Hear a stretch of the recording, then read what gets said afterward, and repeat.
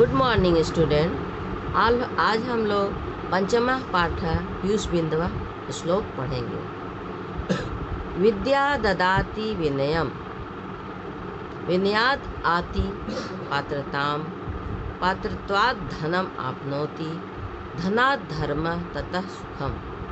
विद्या ददाति देती है, विनयम विनम्रता, विद्या विनम्रता देती है।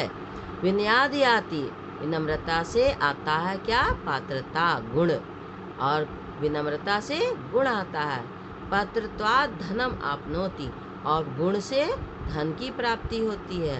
धनात् धर्म, और धन से धर्म और सुख की प्राप्ति होती है। विद्या विनम्रता देती है, विनम्रता से गुण आते हैं, और गुण से धन की प्राप्ति होती है, और धन से धर्म तथा सुख की प्राप्ति होती है।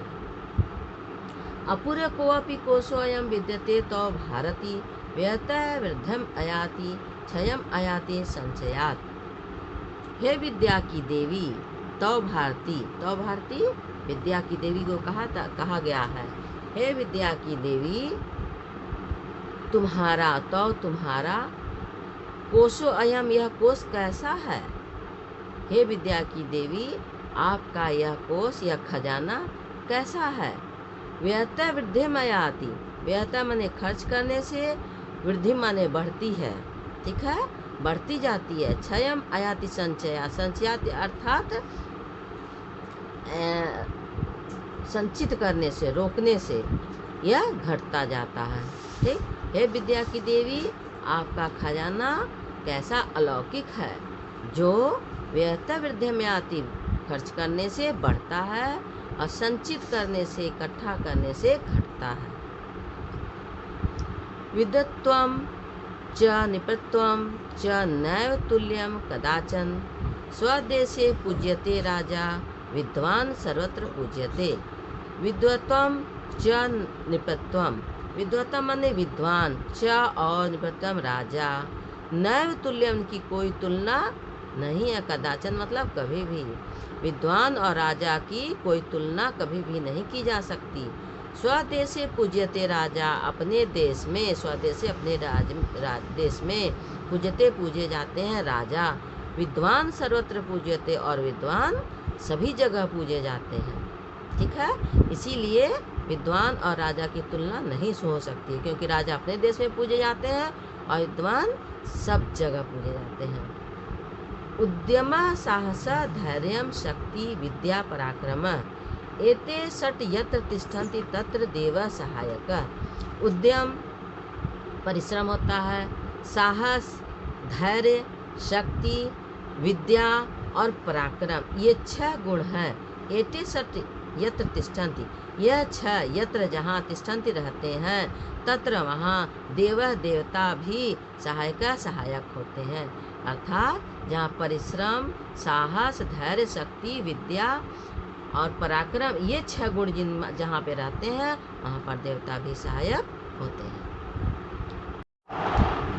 काक चेष्टा बको ध्यानम, श्वान निद्रा तथैव च, अल्पाहारी गृहत्यागी विद्यार्थिनो पंचलक्षणम।